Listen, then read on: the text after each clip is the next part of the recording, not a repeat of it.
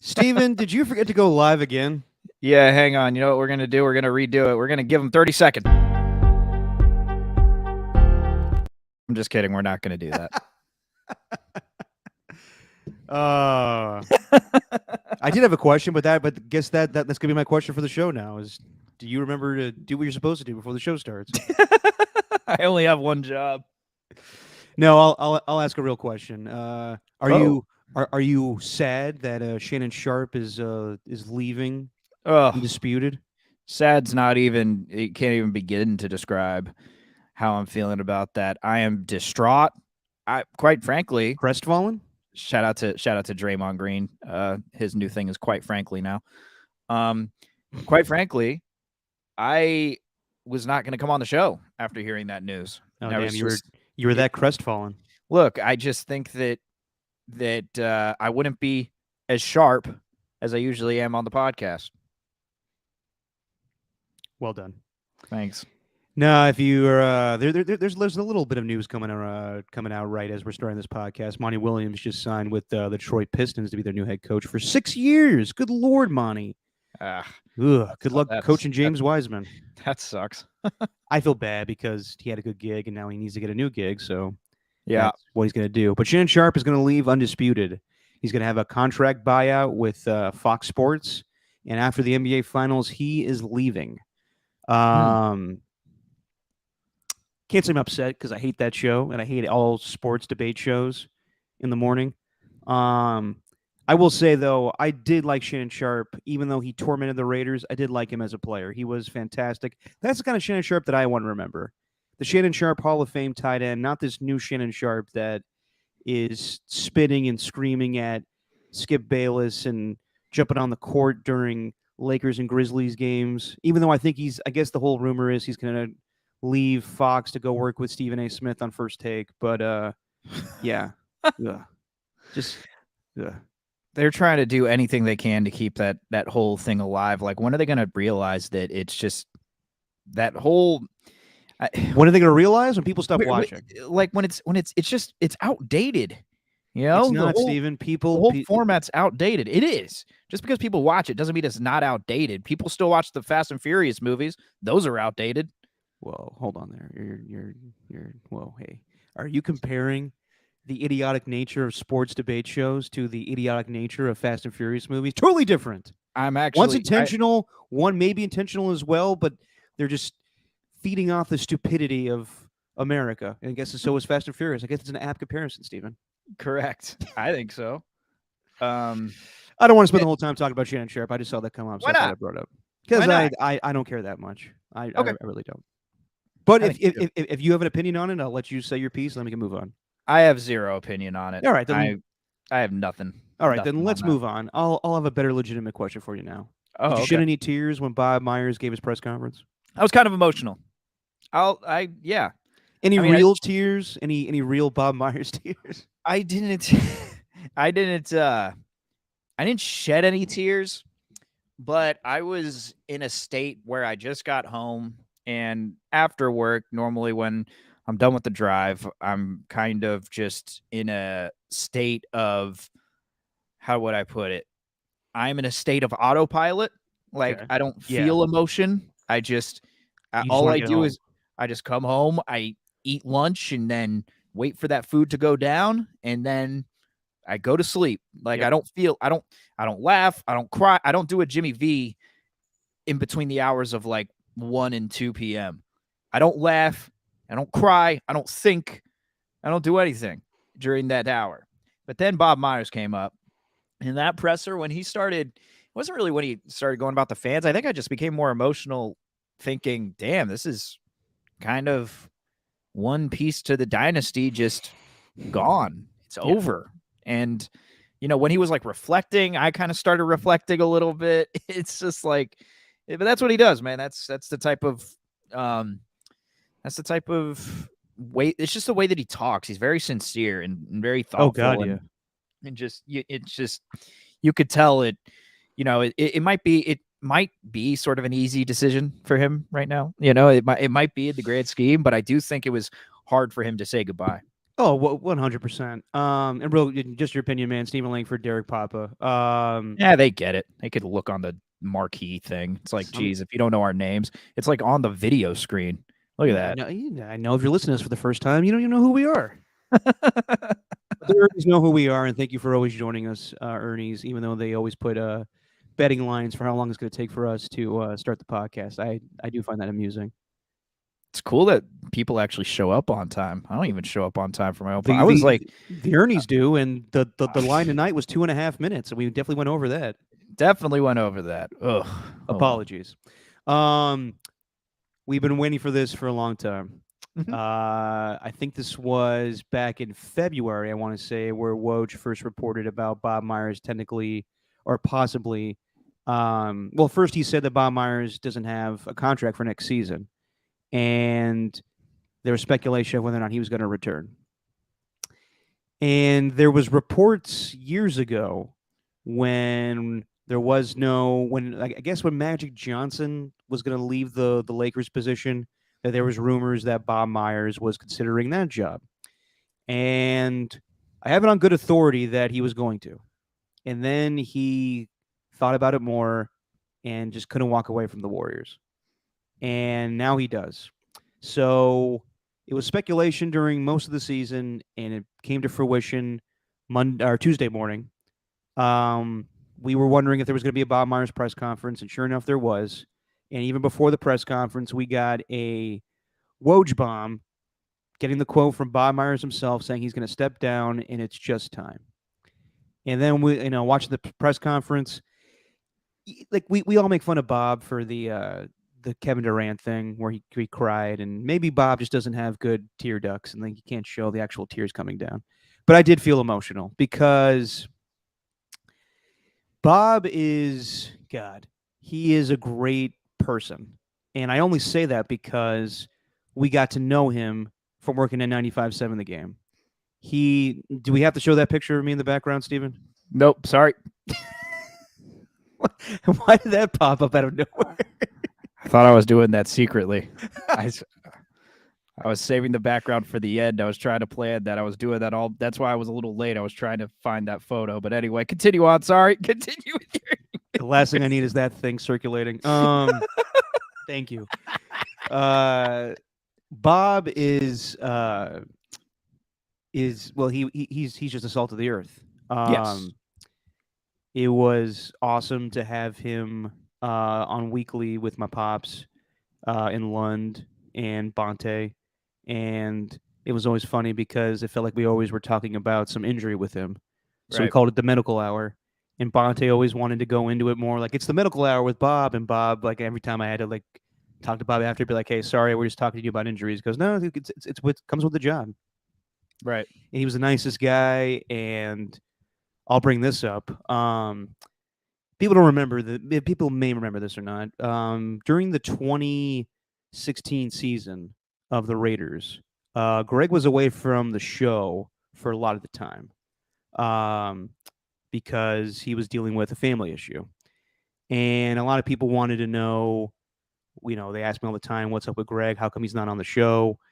And I remember one time Bob Myers came on, and I think it was Steiny and Towney filling in. And Bob just goes, does Greg even do his own show anymore? Like, what the hell's going on here?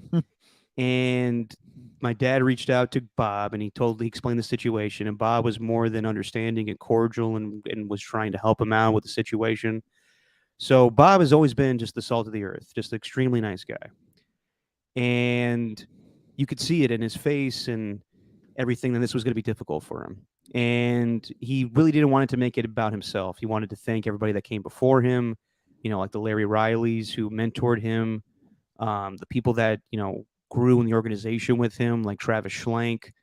The thing I loved was when he was talking about how he wanted to maintain relationships with the players, specifically Steph Curry and Klay Thompson and Draymond Green. And he was, realistic in saying, like, I hope we became, still remain friends throughout the years. Just because I see those guys as more than just players. They're people to me. So that's, that's the part that I'll always remember about Bob, is that he cares more than the average general manager does. Like everyone, I'll go back to the Kevin Durant thing. Like everyone brings up him crying after the Achilles tear, and maybe it was just him trying to get Kevin to come back and sign. But it really was him caring about Kevin Durant. Like every situation we thought of over the years that was controversial, whether it was Draymond getting suspended for fighting with Kevin Durant, having the verbal argument, or Draymond punching Jordan Poole, or Andrew Wiggins leaving for an extended period amount of time, Bob Myers was always on the forefront of a press conference explaining, how the organization is going to go forward and how they support those players. So that's how I always remember Bob Myers. It's just a really stand-up guy who cared about his players. Yeah, all I really had to go off of was the interviews that I listened to him with. I mean, I'm sure some of the hosts in 95.7, if any of them saw my tweet, they're like, "Say, why are you even tweeting about this? You didn't even talk to him." But like, all I have to go off of was just listening week after week and having to, cut his audio and listen to him talk and the way that he talked about those guys. Yeah, that's what separates him, man. It's his relationship there, and also he's the face of the Warriors in a different crowd. Like, we always talk about the face of the team. It's always either a manager or a player, whatever, the face of the team, that's face of the franchise. But Bob Myers, no, he's not the face of the franchise. That's obviously Steph Curry. But in different circles, he is the face of the franchise. And I'm talking about the circles of executives, owners, general managers. Him and Joe Lacob, like, they're the face. They're the ones who teams do business with. And Joe definitely wants to be. yeah.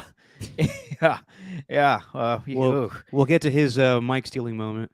Yeah. But I'll always remember the Bob especially like Bonte tweeted this out, and it was so cool after they won the championship. But he just randomly called in, just out of nowhere, just to talk about the championship, the team. I'm sure it wasn't just totally unprompted. I'm sure maybe Raymond Ritter told him like, "Hey, man, if you give him a call, I bet you they'd love that," or something like that. Or maybe he just called out of the blue because he was just that stoked. But I think that he, as a fan, like, I think that's where it starts for him. He's a fan. And so Yeah. when they won those championships, it means a little more than to other general managers. To others, is probably like, "Oh man, now I get to take that next step. Now this is well, I'm going to make more money. I'm going to do this. I'm going to do that. I have more leverage." I don't think Bob was thinking of it in that way. I think he genuinely just wanted to help his hometown, and doing it in a way like, I think I saw Monty Poole write that it was a fan's dream. That's not a dream. Is that really a dream for anyone to be the GM of their favorite team? I mean, sure, it may seem like a dream, but man, that job is so hard. And eventually maybe it turned into a dream. But I'm just saying it's not any fan's dream. But I don't know how. I mean, that would be fun. It would be But cool, at the same time, extremely stressful. but unbelievably stressful. Like, I mean, if you're a fan and you screw up, like, you're gone. You're axed from the fan base. Yeah. So, there's a lot of there's a little added pressure that comes along with that. And I don't know, man. It's just that whole thing. You're right. The 10 minutes of him just kind of mentioning everyone else except for him, and like he said later on when he was talking about with Joe, and Joe's just kind of awkwardly like, "Yeah, you got anything else?" And then and then he said, "I just want to look back and just want to talk about how proud I am of all those moments." And that's because he felt like it involved himself. He wanted to talk about others before he did. And that's who he is. So he's a one-of-a-kind executive. I don't think we're going to see another like him. No, we're not, because he's just different. Like, I don't know. I was just trying to think of something earlier. He came from agent background, so he understands, how to deal with players. And I know Rob Pelinka came from an agent background too, but this was I was going to try to bring up. Matt Kolsky was on with us yesterday. And shout out Matt Kolsky. He's moving to Chicago. Best of luck to Matt Kolsky. But he filled in yesterday, and he had a great point where he said Bob is like remember when Draymond at the parade said, "Can we give Bob some fucking credit?" Uh-huh. That was in relation to the perception that the Warriors were just some super team. Right. That and they were, but that's because they got Kevin Durant. But that was the big free agent they acquired. Draymond's whole point was Steph Curry wasn't a first overall pick. Klay Thompson was a first overall pick. I wasn't a first overall pick. Kevin Durant even wasn't a first overall pick. It was built by Bob Myers, so they, the players love him. But Kolsky's point was Kolsky grew up in Chicago. He was a Chicago Bulls fan, and he doesn't remember Michael Jordan or Scottie Pippen or Dennis Rodman or Steve Kerr, any of the former Bulls in those parade moments saying, I want to give a shout out to Jerry Krause for building this Right. whole thing. It's just different because Right. Bob respected the players, and in the end, the players respected him. Yeah, it's the life lesson. Like, you don't have to be a jerk to get ahead in life. You don't always have to be a dick. Well, it helps. You can, but like when I thought back, and that's a great Jerry Krause point, when he told told the story about how, back to the whole player relationship thing. It's totally related to what we're talking about, but when he said, it's not usual for GMs to have relationships with players, normally they tell you to stray away from that kind of thing because then you start to, grow fond of them. And, it's like Moneyball. Yes, exactly. I was about to say Monsters Inc., where Mike Wazowski's like, once you name it, then you start getting attached to it. And then I was going to get to the Moneyball thing. But yeah, the Moneyball thing. Your comparison is more on point to who you are to the Moneyball, who I am. Yeah, I was gonna get to Moneyball. I immediately thought though of the flight. Why doesn't Billy go on the team flights with us? He doesn't want to get close to the players. Yeah. What? So it makes us easier to cut. That kind of thing. Yeah, exactly. So I'm yeah, it's just the whole culture around the Warriors. It starts from the top. Say that all the time. It starts from the top, and Bob was right there. And I think I think he gets a lot of credit too for just building that sort of culture and letting guys be themselves, but also keeping them in line. Yeah.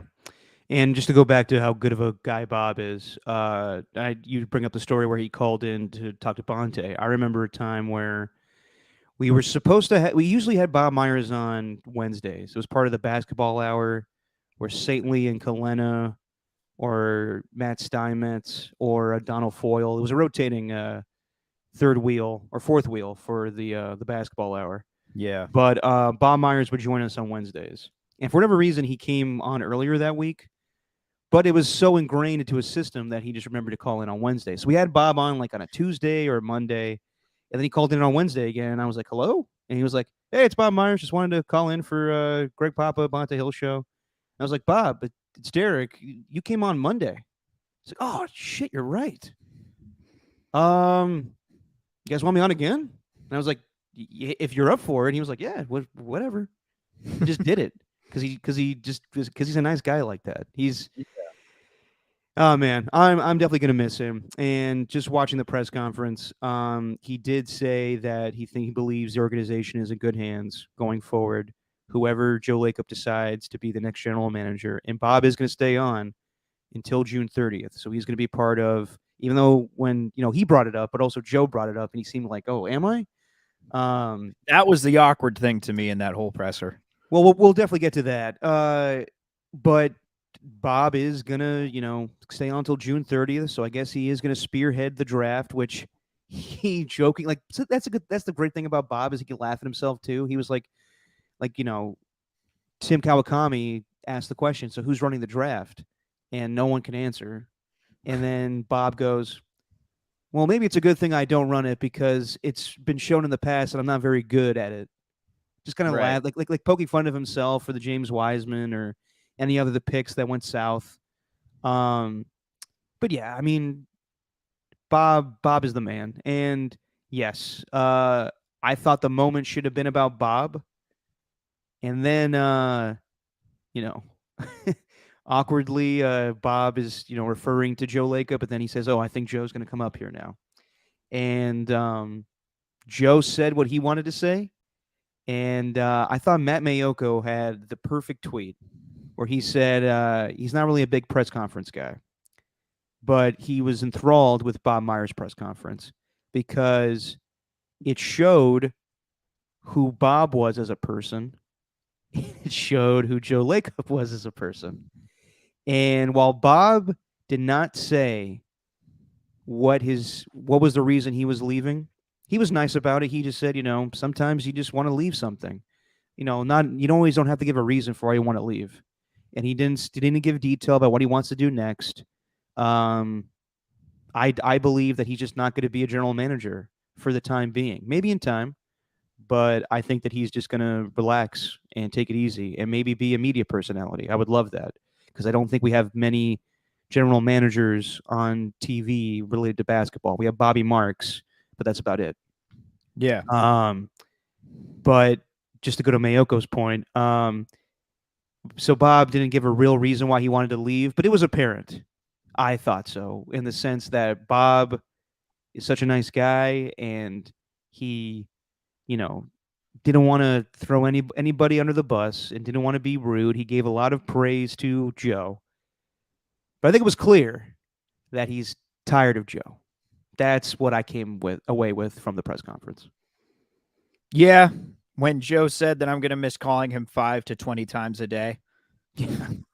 It's like, I don't know if Bob's going to miss that too much. That's a lot of phone calls in one day for one guy every single day. And with how hands-on he is as an owner, he's like, I know owners are supposed to lay off, but I don't like to do that. That's not how a business is run. But I'm also thinking to myself, I know the sports is a business after all, but it's not your typical business. No, it's not. It's like, it's not one where you need to get your hands dirty. Sometimes it's good to sit back and just let the guys that you hire take care of everything else and try and kind of let that fall into place. Yeah, the whole thing was just, it was, and also, like, to me, I know he meant well by it, but saying that he was like his son, I thought that was a little odd too. It was just like, sure, that's endearing, but gosh, you guys there's not that much age separated between you, is there? He called Bob one of his sons. Yeah, he said that at the beginning. Well, how do you think they met Kirk and who's the other Lake up in the front office? By the Kent. But when he said that right at the beginning, I thought I thought like he was going to say I consider him like a brother, or something like that. But he said, well, Bob's 40 and Joe's 50. Joe is 67. And wow. And Bob's 48. So, yeah, I mean, yeah, you could say son. I guess it just felt odd to call him your son, or he feels like I'm letting a son walk, or maybe that's what the analogy was. He's letting a son go to college. I don't know what it was, but yeah. The whole thing was it was just strange to me. And like when he turns around, and I don't believe for a second, by the way, that he didn't know until the morning. That was ridiculous. Where he was like, "I'm only finding about this morning." No, you knew about it for months. Yeah, there's no way that Bob can say, I talked individually to all the players this week, told them what was happening, and you just don't tell the owner. I don't think Bob's that kind of guy. So Joe wasn't fooling anyone, I think, with that statement. I'm not buying it for a second, because I brought up to you of how much media that Mike Dunleavy has been doing this season. They were prepared for this for most of the season. I feel like this was kind of a Kevin Durant thing, where we all didn't want to really think it was going to happen, but it was happening. The rumors were true. And Bob even mentioned it. He said, they asked him straight up, was this season the reason why you left? And he was like, no, not really. But, it was a hard season. But he was prepared to do this from the jump. He brought up, like, if we won another championship, it'd be tough to walk away. But I was prepared to do it because it was just time. He was burnt out. He was kind of like Bill Walsh or Dick Vermeil. While it's a great job, it just became too much. It became too stressful. It became too tiresome. And yes, Joe Lacob is a hard owner to work for. He is a great owner. He has turned that franchise around. He's come a long way from the Chris Mullen retirement night of the jersey ceremony, whatever it was, where he got booed by the Oracle Arena, and Greg was emceeing the event and turned to a shit show, and Rick Barry came in and said, "Come on, people." Right. But he's come a long way. He's built the franchise up into something fantastic today, as being probably the third most successful franchise in the NBA. Next to the Celtics and Lakers, they're right up there now. But Bob fancies himself like an Al Davis and like a Jerry Jones, where he's going to meddle. He said, I'm always going to be involved. I'm always going to be an involved owner, and you want that. Like, I was conflicted when I listened to him, because it was equal parts like, yes, I appreciate that you want to win every season, and despite Bob Myers not being there, he's going to bend the rules. No matter what the rules are, we're going to win. I respect that, and that's the fans that want Bob or Joe Lacob to buy the A's. You're like, hell yeah! If only you were our owner. At the same time, I can understand people that have the jobs of general manager and head coach kind of being like, okay, Joe, let us do our thing a little bit. Right. But it makes sense why he was so successful in business and why he's able to own the Warriors in the first place. I mean, yeah, no doubt. I mean, you're definitely not going to get to that point without being involved in everything. But I think that's a big reason why Bob is leaving. Yeah. And I think also just these contracts, that the way that they're working out too, like with Draymond's coming up, Clay's coming up, Steve Kerr's coming up. I think Bob knew that he wasn't going to renew his contract, and his time was now. And I do think that actually they're going to make a hire relatively soon. Like, I don't think it's going to be much longer. You only have until June 30th, until the draft or whatever it is, and then the free agency starts up at the end of the month. Like, I think they're going to make a hire much quicker than what it seemed to be, because it seemed, oh, we just found out about this morning. We don't have a plan. We don't know what we're going to do. We're going to do a thorough search right now. It's like, no, you know what you're going to do. No, I mean, I agree. So when you say relatively soon, you mean by the end of the month? Oh, before the end of the month. Well, not by the end of this month, because, it's the end of the month. No, that's today. True. But June? Yeah, I think before the end of June. I definitely think they're going to have a hire by then. Yeah, they kind of have to, because, like you said, there's going to be a draft, which it's not clear whether Bob is or is not running it. It's going to take place on June 30th, and then the next day, July 1st, is the start of NBA free agency. Right. And I can't remember the last time the draft, consecutive days, you have the draft happen and then free agency happens the next day, but that's weird. It absolutely seemed like a case of senioritis with Bob. Senioritis meaning, you're about a month away from the end of school. You're a senior. You know where you're going to college, and you're just ready to get the fuck out of there. You know that you're graduating. Like back in our high school, we had to do what's called a Quest project, which was basically like they made every year do some sort of benchmark project, and then senior year was called Quest. And really, what you did was you did this whole thing. It took a year long, and you presented it, and it's a whole thing, right? A Quest project. Everyone had to do it in order to graduate. And I think they were done in about mid-April, I want to say, and we didn't graduate until mid-June. So by the time everyone was done with Quest, that's when the senioritis started to kick in. It's like, all right, I'm done here. And when I could, I mean, it was, I want to go back and watch this part actually, because it felt like it was a little bit, it had some comedic chops, just the timing to it, where like they asked about the draft and Joe just kind of turns to Bob and says, you still want to, I got you till June 30th. And Bob's like, don't look at me. So you're the one that's answering the question. Like, it's a total case of senioritis for him right now. He doesn't want to be involved in the draft. That's why I think they're going to hire somebody soon. And if you had to pick who it's going to be, it seems like it's going to be internal. Like, Joe shot every question down, being like, well, I'm not going to discuss that. I'm not going to discuss that. But when it comes down to it, he did kind of say it most likely will be an internal hire. So between Joe's son, Kirk, and Mike Dunleavy, who's been looked upon as one of the worst Warriors of all time, who would you go with? I don't know.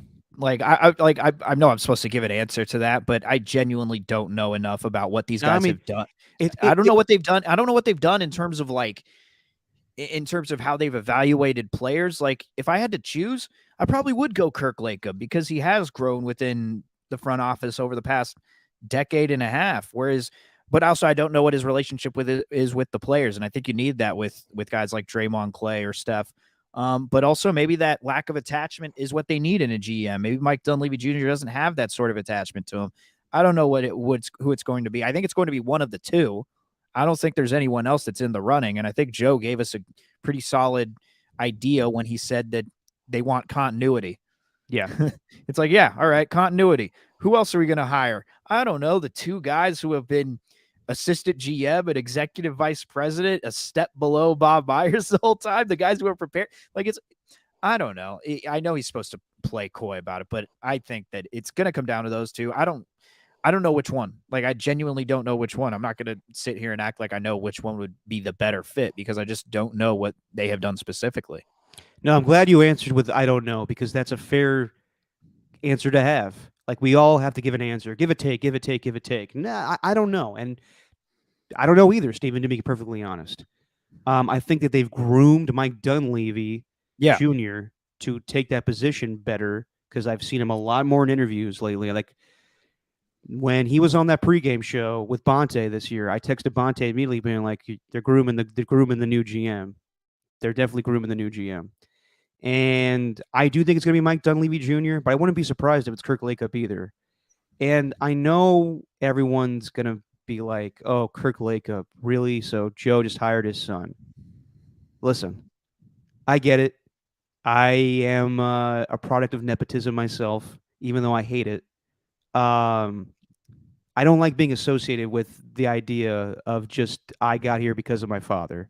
And I'm sure Kirk doesn't like that either. It's all about getting an opportunity and then proving yourself. So if Kirk does get the job, I hope he kicks ass and proves that it's not just because he's daddy's, son. It's more than that. So I really like, the whole Nepo baby thing. Like, I can't stand it. I really think that people should be given the benefit of the doubt and prove themselves. If they suck at their job, they suck at their job. But if they're good at it, then give them the benefit of the doubt. Right. No, we've had a few, pretty well-known people with the same last name as some prominent people within the Bay Area come through and just totally lay an egg. That's the way they work. And they were just, they didn't even have a job after that within the media. Are you talking about with us? No, I'm not talking about. Well, yeah. Okay. Yeah, I'm not going to name any names. There's been. I know. I know. I think there's been about solid 4 or 5 of them that have come through. But no, only I stood. You did. You proved yourself, man. That's the whole point. Is like no one ever. Like I'll be straight up. No one ever thought of you like, oh yeah, you only had the job because of Greg or because you're Greg Papa's son. Like no one ever thought that when we were working. We all just thought you were a good producer who just happened to have the same last name. And I'll always be shocked when I first heard that you were Greg's son because I had no idea. I'm like, who is this random balding guy with a Texas backpack?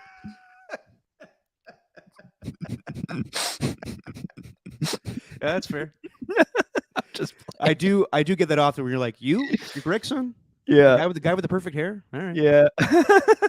It's not real, everybody. No, but Kirk's done. I think Kirk has done a lot. I mean, he was part of the Athletics 40 under 40 for a reason, and I went back and read that article today, and I highly recommend anyone do that when they did the 40 under 40 feature where they interviewed everybody. Like it's pretty interesting how he came up. It's sure he may have got the job from his dad, but I don't think he rose as far as he did without actually doing some work. So I want to be against it.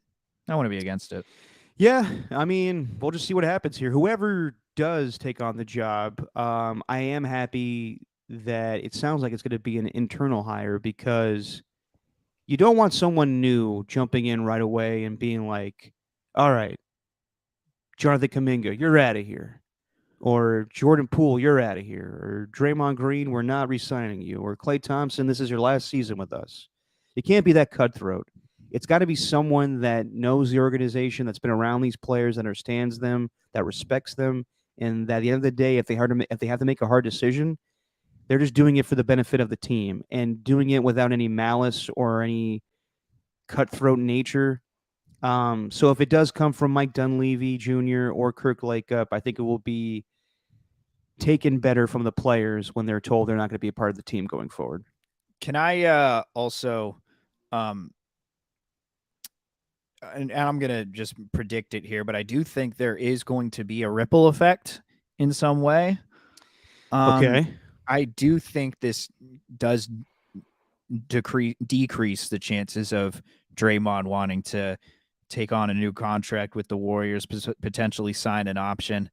Like, you know, the relationship that he has with Steph, I mean, it's Steph. Like, I don't know. I think Steph would probably work well with just about any GM, to a point, to a fault, to a degree.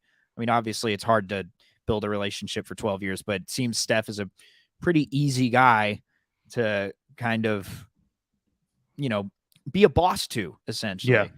But not be a boss at the same time. Whatever. I think Steph would get respected by any GM. I think they work with it. With Klay Thompson, it's pretty clear that Bob Myers accepted him for who he is and kind of watched him grow. So there's something different there. But his relationship with Draymond Green, I think, is different than those two. Like his relationship with Draymond, I went back and watched that moment. I think it was after the Pelicans when the coaches didn't challenge a foul that Draymond wanted challenged and they declined to do it. And he was just going off on the bench when the team was in the huddle, and Bob walked down and calmed him down a little bit. And then Draymond talked about, like, he basically started to give Bob some credit after the game. Like, that's something different that we don't normally see with any, like, it's not just a irregular thing for a GM to walk down to the bench. It's even irregular for Bob Myers to walk down to the Warriors bench. I don't think I've seen that before. Like, it's just him and Draymond. Yeah. And so I think that that certainly, and he mentioned it to our boy Mark Medina, who wrote a feature on Bob and said, like, when Draymond said that he wants to go out with who he wrote in with, well, Bob's a part of that, that core who he wrote in with. So I'm not saying that Draymond's gone, but I'm saying that I don't think it's going to be set in stone that Draymond's just automatically either going to accept the player option or receive another contract. I just don't think. I don't think so. I'm with you, Steven. I always thought that was going to be, as you put it, a ripple effect. Yeah. Bob has a relationship with Draymond, like you said, that's different than Stephen and Klay, where we saw it this past year when Draymond wanted to take on the whole. What's the name of the Kings Arena again? Golden One Center. But Draymond wanted to take on the whole crowd. He wanted to take them all at once. And it wasn't Steve that brought him down off the table. It was Bob. Bob was the one being like, get off. Right. And then even when they lost, when their season ended, they lost the series against the Lakers. Draymond wanted to go back into the game with a hurt ankle, whatever it was. And Bob was the one to come over and say, you don't need to do this. You want to be the one to tear your Achilles and have to train all year long, ruin your free agency? Don't do this. Sit down. Steve has even been honest about it and being like, there's things that I can't get Draymond to do that Bob can. So that's definitely going to be something going forward that we have to think about. But Steve has made it be known that he wants Draymond to return. It's just a matter of, Steve loves Draymond and Draymond loves Steve, and they have their moments. There's obviously the video shown where it's Steve Kerr's mouthing, I fucking can't stand Draymond shit, but that's just in the heat of the moment. It will be interesting to see what happens. I still think Draymond Green most likely returns to the Warriors, but I wouldn't be shocked either if he decided to go. There's conflicting things on whether or not he wants to go to the Lakers and team up with LeBron. The perfect place for him to go would be the Kings, but I don't know if they can afford him. Right. So it's going to have a factor on things, definitely. Yeah. I don't know right now. I would say, like, I think I'm leaning towards Draymond returning, but I don't know. Maybe he does. Like he's even said on his podcast, it will be a big factor in whether or not he returns to the Warriors if Bob Myers returns. The latest podcast he did didn't give him a chance to react to Myers, right? Not yet. He just reacted to the Celtics losing Game 7. Yeah, which was hilarious. By the way, I got a kick out of that because I'm not a Celtics fan, but just watching a NBA player use his podcast as a platform to just bask in the misery of a fan base, of an entire fan base, that was really good.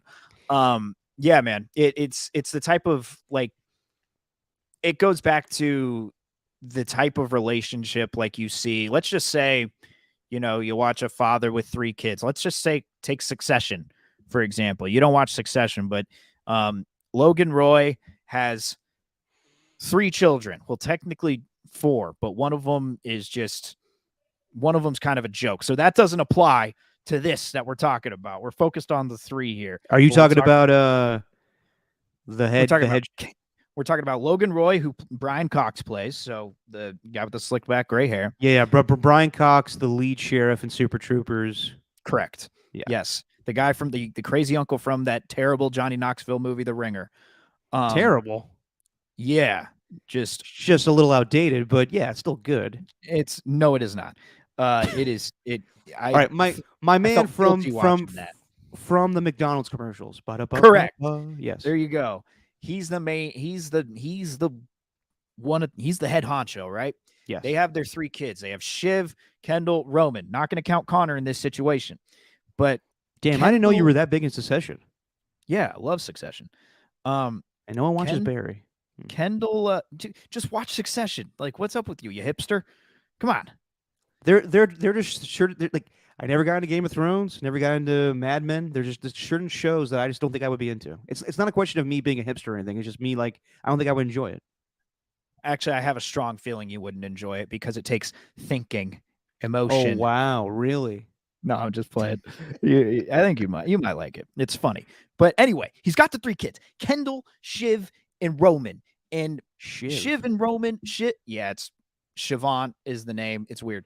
Shiv, and Roman is Macaulay Culkin's little brother, Kieran Culkin. Also Tyrese's character in Fast and Furious. Them two, they have an okay relationship with their dad. They're both a little intimidated by him. But Kendall has a totally different relationship because Kendall is probably the biggest, the one that's caused him the most trouble, the one that's constantly stressing him out, or at least constantly stressing him out. And in the end, it seems, you can't really tell, that's kind of the beauty of the show. It seems like if he had to choose like who his favorite is, it would be Kendall.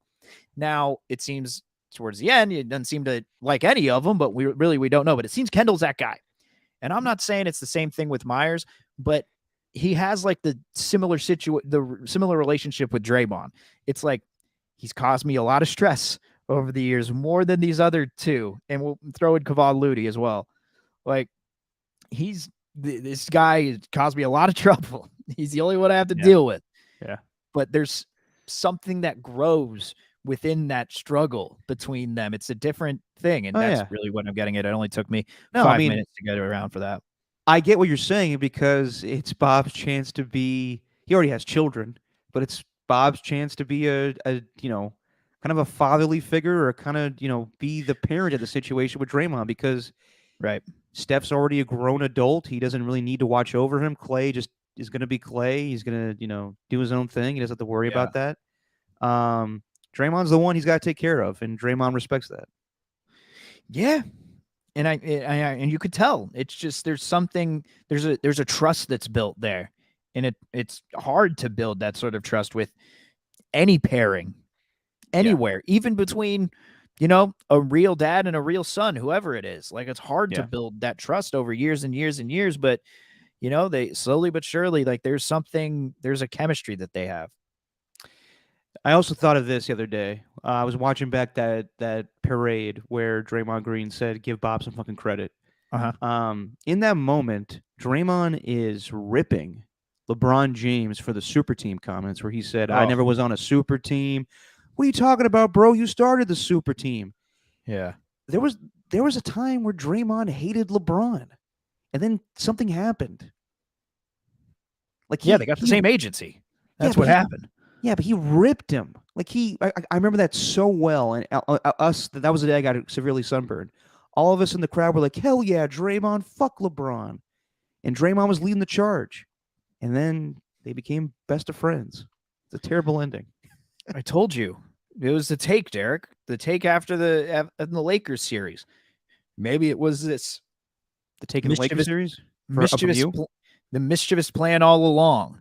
The long game for LeBron. He Yeah. knows that Draymond was going to be a thorn in his side for a long time if he goes to the Western Conference. He knows. So you know what he's going to do? You can't. What's the what is it like? Damn, what's the phrase? Basically making friends with the enemy. Like, Yeah. Keep your friends close, but your enemies closer. Yeah. But maybe, after all, maybe they just became very good friends and it's organic. Well, they were chummy. I mean, I remember them doing a shop before it was the shop sit down. But Draymond didn't hold back. He was like, "Oh, you're the king. Fuck you." Yeah. And now and now it's like Draymond, God, his podcast is just, "Oh, LeBron, oh." Yeah. And it says he thought the Lakers were going to win in 6 against the Nuggets. It's like, do you really think that? Like, come on. Now, the Nuggets are hands down the best team. And before we get to all that, let's just put a bow on this. Do you think the Warriors are fine going forward without LeBron James? God damn, I can't believe I just said that. Do you think the Warriors are fine going forward without Bob Myers?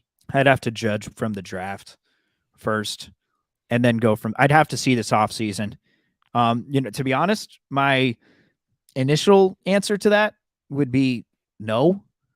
I think Bob means a lot more to the organization than people realize, and I think he's done a lot more than people realize. Everyone just points at the draft picks, okay, but that's one aspect of his job. I think he has a billion other things that he has to deal with. So, and it's just natural. It's like after 12 seasons, I think it'd be hard to just maintain what they have going right now with a totally new guy at the top. So, I think naturally the answer would be no. I don't know how you can really say yes, to be honest. I would say no for right now, but let's see what happens. Yeah, you have to see what happens, but it's hard to imagine even anyone saying, like, it's hard for me to, or you'd have to make a very, very convincing argument for me to be like, oh, it's going to be fun. I mean, I still think it can be, but also, I don't know, just the way that Joe was like, I'm gonna try to hang on to Bob as long as possible. I'm not gonna lose him without a fight. I'm gonna try to bring him back. If Joe felt all that way, then how come he didn't try to sign him to a contract much sooner? I don't know. I don't think at the end of the day it had to do with anything with money. I think it was just Bob got tired. And maybe it was about money initially, and then just Bob realized life is better when you have no worries and no stress, and you can just take care of your kids and your wife. Yeah, we'll see if he does enjoy it. I think that's what he's kind of trying out, because like he said, he's been working around the clock, had to make a lot of sacrifices as of late, and he might not be the type of guy that's wired to do nothing all day. No, he's definitely going to do something. I think his podcast he started up. I think, Bob is this is what everybody talks about. And everyone's great friends with him. Like anybody that's ever interviewed the man, whether you're Bonte Hill or Tom Tolbert or Greg Papa, everyone says he's a great guy. That's everyone always says. But they also say he's great at saying nothing. He is fantastic at just beating around the bush and talking so eloquently and being personable, but also at the same time really not going to do anything or say anything that's going to be detrimental towards the team. Yeah. Like, it was like yesterday cutting that press conference was damn near impossible because Bob is just always just talking nonstop, like saying what he feels. There's no clear-cut thought. No, it feels like you're coming to the end of at the end of the clip. All right, I'm going to cut it off here, and then he starts something totally different. Yep, exactly. Like he never has like a like I said, like a clear thought. But that's what makes him so great is he's just talking off the dome. Yeah, I'll try to do like an impression right now. Like let's just say he's talking about Andrew Wiggins. or something, and he's asked about what his value is to the team. He says, well, so here's what people don't realize about Andrew is look, he's the type of guy. I think that he's great. Okay. I think that he's great. But like, that kind of thing. And then he'd go on. And yeah, he did tend to do that. Yeah. No, but I mean, that's what made Bob, and he's the best, and I wish him well. If he ever wants to stop by this podcast, by all means, because I know everyone's going to try to be the first show to get him to do the exclusive interview, whether it's 95.7 The Game or KNBR. Someone's going to try to get talking to Bob Myers after he leaves the Warriors. So I got his number, Steven. Yeah, I got his number too, but it might not be his number anymore. I don't know. It's an old one maybe, but so we just text him. We'll hit him in a group chat, and we'll be like, "Hey, Bob, added Steven here. You want to join the JYOM podcast? We could possibly do Wednesday at 6:00, but nothing earlier than that." I mean, we can mark out a weekend for him. It's just us three and the Ernies. Yeah, it'll be a good time. Damn, he'd be the most prominent guest he'd be the most prominent guest we've had since old Daryl the Guru Johnson. That is true. Ernie's got on the chat right here. He says TK podcast. You're probably right. Unfortunately. Oh. Anyway, moving on. Were you shocked that the Celtics totally just shit the bed against the Heat in the Game 7? Not after the opening tip, or not after the opening play. So the game was pretty much over 30 seconds into the game, did you think? With Jason Tatum hurting his ankle? Yeah. Like, it's not an excuse, because obviously the Heat put a beat down on them, and I think the Celtics do have enough talent to overcome something like that. But when your star player's not 100%, like, I knew they were in trouble in the second quarter when they were running the offense through Derek White exclusively. That's it. That's all you need to know. It's Game 7, and they're running the offense through Derek White because their star player, who always comes through in Game 7s, Jason Tatum, is Mr. Game 7. Like, he's always fantastic in a closeout game in that scenario. Not so much in Game 6. He wasn't great in the Warriors series overall. But normally in a Game 7, it's him. Yeah. He becomes Jason Tatum. And oh God. And and they didn't have that guy. He wasn't 100%. So yeah, I wasn't shocked. But it was great to just watch there be no fans at all during the trophy ceremony. Yeah, I mean, 30 seconds into the game when Jason Tatum hurt his ankle, I was like, shit, this is not going to go their way. Because if he's not 100%, they need Jaylen Brown to step up, and that wasn't happening. No one else was going to really step up for the Celtics, and they did not play the way that they did for the last 3 games. They just were. They looked like the Warriors. Honestly, they were just jacking up threes and hoping they go in, and it's just not a good game plan whatsoever. And the Heat just didn't back down. They weren't scared. They haven't been scared this whole postseason run. They were the 8th seed coming in. Why would they be scared now if they were, okay, we're going to blow an 0-3. We're going to blow a 3-0 lead. We weren't supposed to be here in the first place. We're just playing with house money at this point. Right. And did anybody question the Heat traveling to Denver after the game? No, because it was a smart move. Yeah. They won the game. They backed it up. Everybody shut the hell up. No, it's this superstition, manifestation, whatever you want to call it. It's going to be this mythological thing that they do to will them to a win. No, it's just thinking ahead. And Jaylen Brown was just awful. He's not going to be a Warrior. People need to stop with that shit. Well, I don't think he's as bad of a player as people make him out to be. I think we fall into that trap of watching the playoffs and totally judging a player based on the playoffs alone. I think within the right system that he can work. I don't think Joe Mazzulla needs to be the head coach there anymore. Already? Like, they talk about, yeah, man, he didn't make any adjustments.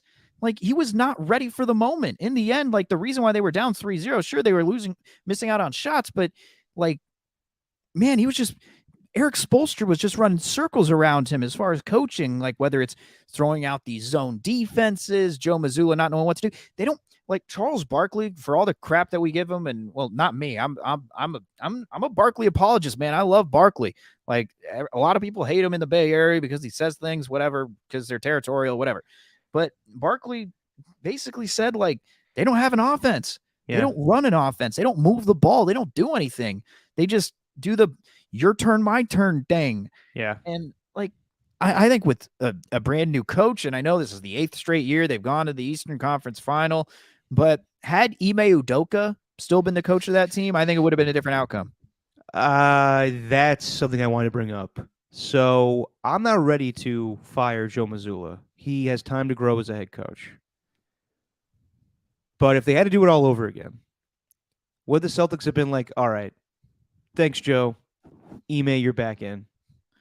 I know.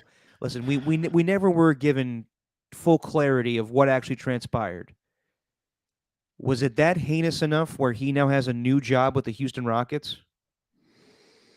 Maybe it was just enough for them to be like, all right, you did something that we just can't have you back in the facility again. But Yeah. if they had to do it all over again, would the Boston Celtics just would have said, all right, Ime, you're back in as head coach? Well, I don't think so because like if they had to do it all over again, I mean, no is my answer to that. But I think that Joe Mazzulla, like you said, they didn't have enough time to be groomed as a head coach. But when you've been an assistant coach for how long was he an assistant coach for? For like 4 years, 3 or 4 years, I Something think. like that, yeah. With the Celtics.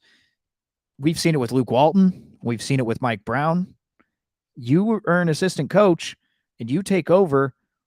There really shouldn't be much of a transition.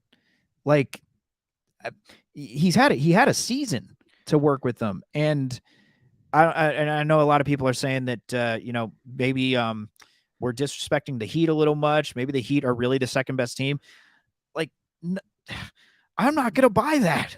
Like, I'm not gonna buy that the Heat were the best team in the East. They barely squeaked their way to the playoffs, and what matters is the playoffs, not the regular season. I get that, but the Heat don't have a ton of talent on the roster. They play together for sure, but they're very well coached, and that's where it starts. So to me, I think Joe Mazzulla, I don't think if the Celtics want to avoid something like that, it'd be tough to give Jaylen Brown an extension. I will say that, but I think if you're going to blow that thing up, I think also Joe Mazzulla needs to be a part of that.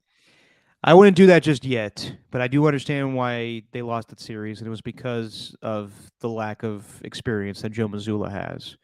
And, to be fair with Luke Walton and Mike Brown, great coaches, but the Warriors were a way better team than the Celtics were. They had just way more talent. Well, I know that, but we have also seen it in other situations though, where interim coaches come in and they do just fine. Like it shouldn't have to be.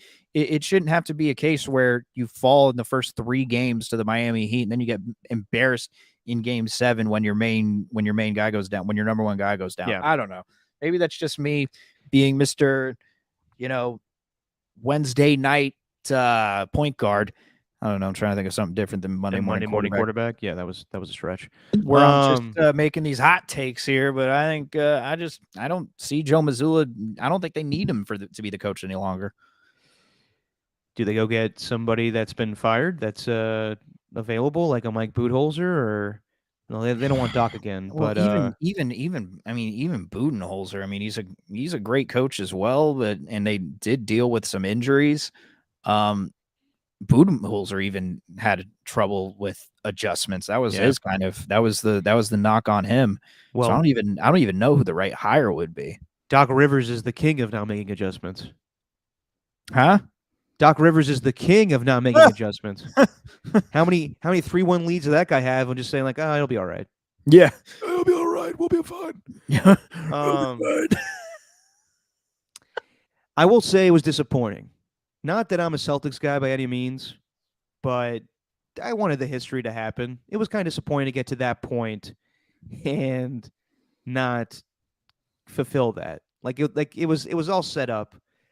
The Boston angle with the Red Sox, them coming back down 0-3. It was disappointing they didn't fulfill that, I would say. Yeah, but then you get to watch Celtics fans cry. And there's nothing better than watching a Boston sports fan just a asshole. Yeah. Just like I was watching a video from Barstool. I don't know why, but it caught my eye. And it was just them. Yeah, a man on the street doing the whole go up to Boston fans, ask how they're feeling. Jaylen Brown needs to be done. He's out of here. Gone. Blow the thing up. They're out of here.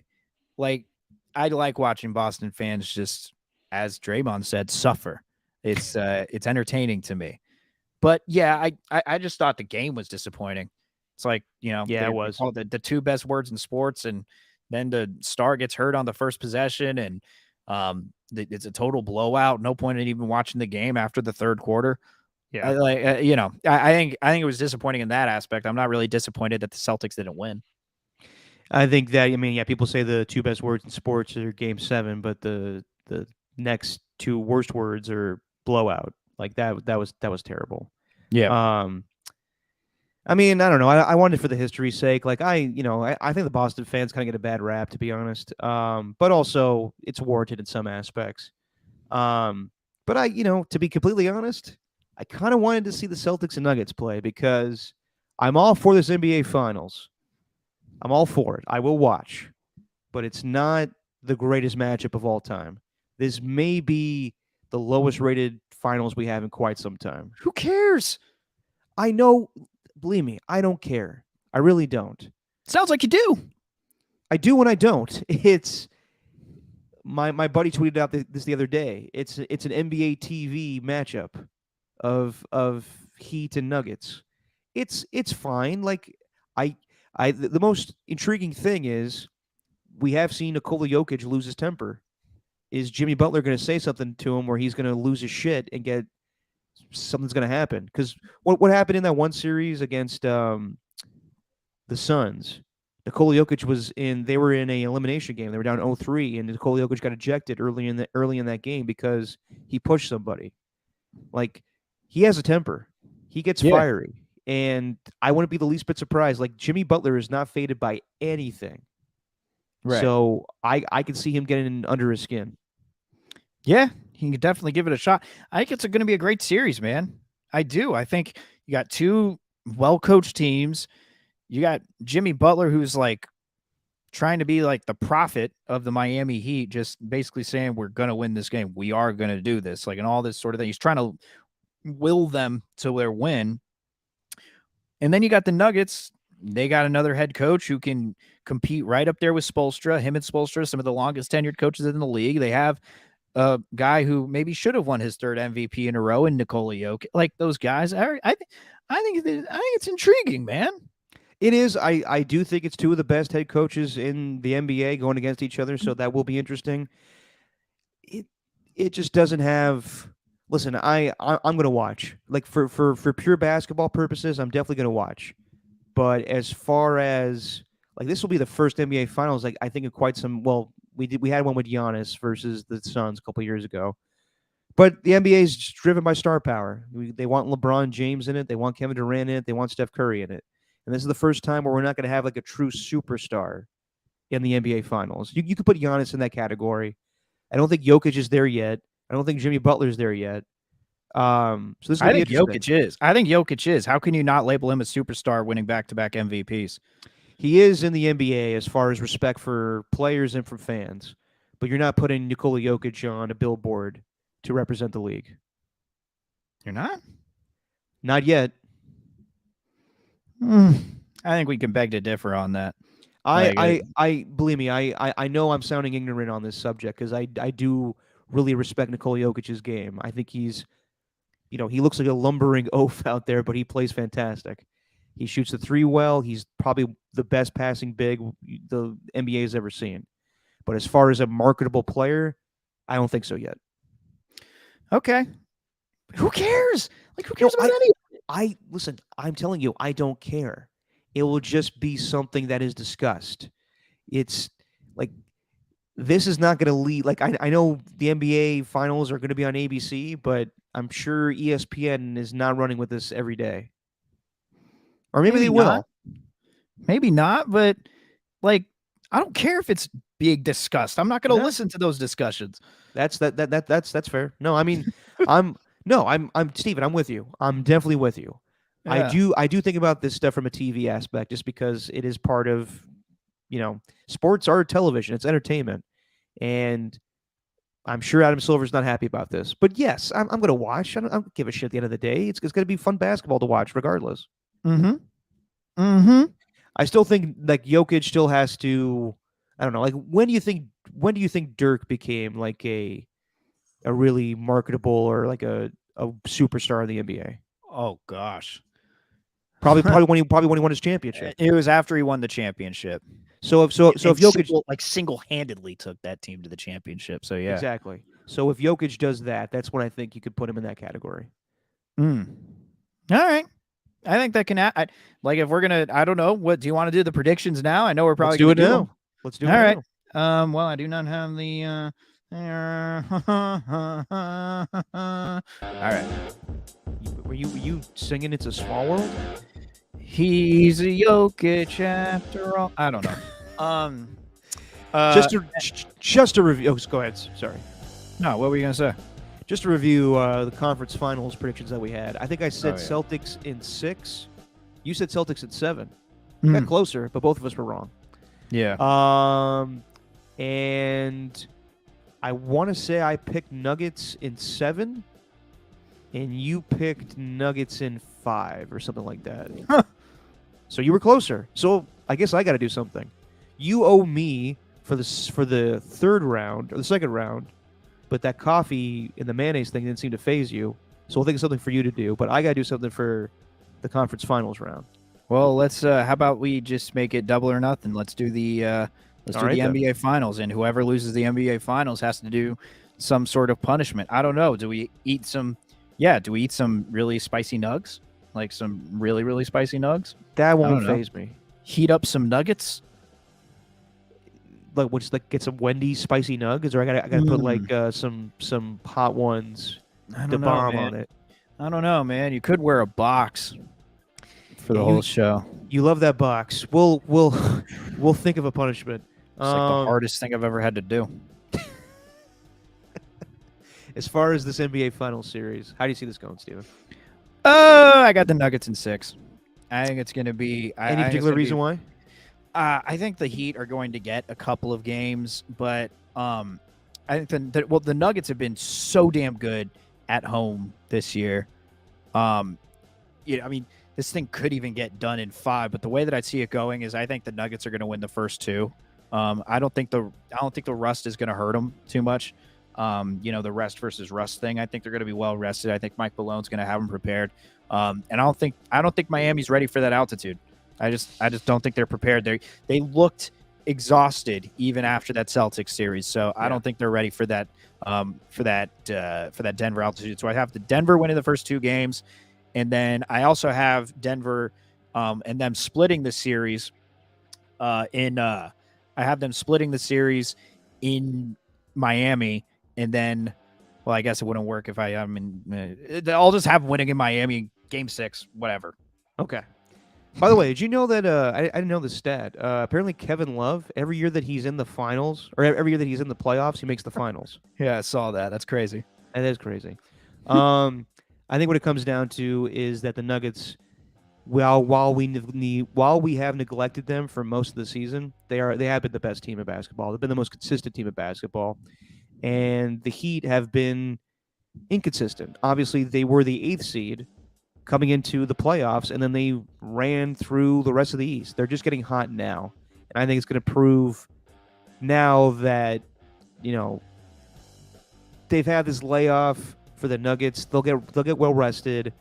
They've been scouting both the Celtics and the Heat. I think it's going to be a 5-game series for the Nuggets. I think that they're going to win the first 2 games in Denver. Miami gets game 3. Nuggets steal a game on the road, and then they go back to Denver and they finish the damn thing off. So I think it's a 5-game series. All right. Yeah, and I do wonder about Jimmy Butler and Jokic. Will there be a confrontation? Because both those guys are fiery. Probably will be at some point. That's all. That's the only hope that they have. It's like when anyone talks about how you want to stop Jokic, well, it's get him distracted in any way you can possible. Speaking of which, I sent you the clip in the old private chat. Mm-hmm. Jimmy Butler was asked this same thing about how do you slow down Jokic, and this is how He responded. In order to win a title, and in the next round, you're going to have to get everybody to raise their game up, Hang on. Shout out to Nick Friedel. especially on the defensive Oh, end. you Specific to can tell Jokic, whose voice that is. What do you think the key will be to slowing him down in this series? I don't know. I got 2 days to figure that out. We have 2 days to figure that out before game one. Oh, my God. Y'all saw that? Goddamn Bumblebee. So we will lock in on them. Just I think we get pause to it. enjoy Pause it right there. Just the irony of just like, oh my god, did you see that bumblebee?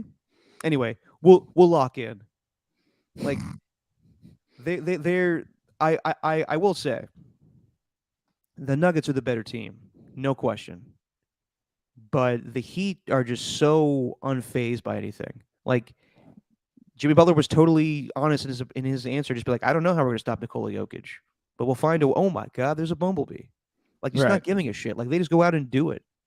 Yeah. Now, if every team that the Heat have faced in these playoffs have not been great 3-point shooting teams. The Nuggets are. So if they can't stop Jamal Murray or Nikola Jokic or even Aaron Gordon or any of the other guys that they have coming off the bench, like Reggie Jackson who doesn't even play, or Bruce Brown, they're not winning this series. Like the Heat, they're a great defensive team. They have 3-point shooting of their own, but not enough to stay consistent with the Nuggets. So I'm just going off of pure X's and O's basketball, but I wouldn't be surprised if the Heat just have this magical run and somehow find a way to win the series. They always do. They find a way to win a couple of games at least. So I don't know how it's going to happen. It's unpredictable, man. But I'm looking forward to it. Can't wait. Can't wait either. Real quick, so before we get out of here, just some quick NBA. We talked enough NBA on the show. Some NFL tidbits, Steven. Oh, Get God. ready. Jesus. You want to hear the latest on Brock Purdy from John Lynch? Go ahead. Everything looks good. It's going to be throwing this week. Timeline's been all good. Not going to give a definitive date or anything, but everything's looking good. So really nothing's changed. Excellent. And everyone's acting like it's some big news, but really nothing has changed. We'll just see if Brock Purdy's ready for training camp. Anything around the 49ers quarterback is going to be big news.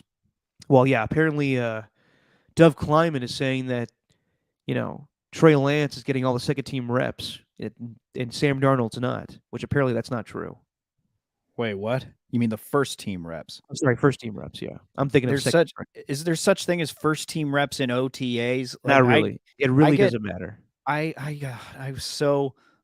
see all this and I get that we have to report on it and people just want their fix, but take a step back and realize like none of this matters.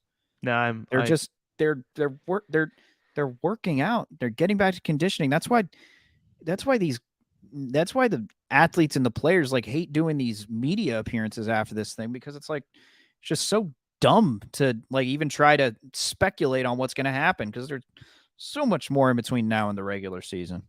It really doesn't matter. We'll just see what happens when July happens, and we'll get an indication of whether or not Brock Purdy's actually going to practice with the team, and then we'll see where Trey Lance and Sam Darnold are in the depth chart. And also, I still don't believe Dov Kleiman's a real person. I believe that he is an AI-generated bot. I wouldn't be surprised about that either. And also, Robert Saleh was straight up asked today, do you want DeAndre Hopkins? And he was like, nope, we're good with the receivers we have. And that goes back to DeAndre Hopkins being asked, I think by Brian McFadden, if he wanted to join the Jets, and he gave like a nod, like, no, I don't want to. So don't expect DeAndre Hopkins to be a New York Jet.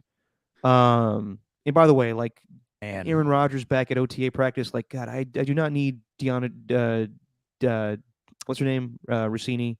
Diana Rossini giving updates every 5 seconds about what Aaron Rodgers is doing in practice. I do not care right now. Yeah. Hey, Taylor Swift, man. He is a huge Taylor Swift fan. Big Swiftie. A big Swift guy. Before we get out of here, I want to end on this. Did you see what's going down with this movie coming out about John Madden? I saw that Will Ferrell's going to play him. So I was joking with Adam Copeland when the movie Air came out about all these movies that are going to be made about just like really like non-important moment in sports, like things that don't need to be made into movies. Like Air was a fine movie. It was well done. It was well acted, well directed. But do we really need it at the end of the day? I didn't think so. So now we're getting a movie about John Madden making the Madden video game, which to me, there are no stakes in it. It's either John Madden stays an announcer, or he stays a Hall of Fame head coach, or he makes a video game that changes the history of video games. Okay, but I would love to see a documentary about that. Do we need like a movie made about it? And also, why can't it be a biopic about John Madden's whole career? It's got to be about him being a video game developer and everything. Regardless, Will Ferrell was going to play John Madden in the movie, which I think is a weird choice, but I've been wrong about choices off the cuff, and then they pan out at being great decisions. David O. Russell is going to direct it. He directed Silver Linings Playbook and American Hustle, so I'm skeptical, but it could be really good at the end of the day. I'm very skeptical about it. And it did change the landscape of video games. But can I be honest? I think, and I'm not saying John Madden the person, I think the video game's like the most overrated video game of all time. Whoa. Yeah. Why? I play Madden and I start to play it. I'm like, this isn't that fun. And it's the same game year after year after year. The graphics don't get much better. The Well, you're gameplay. talking about recently.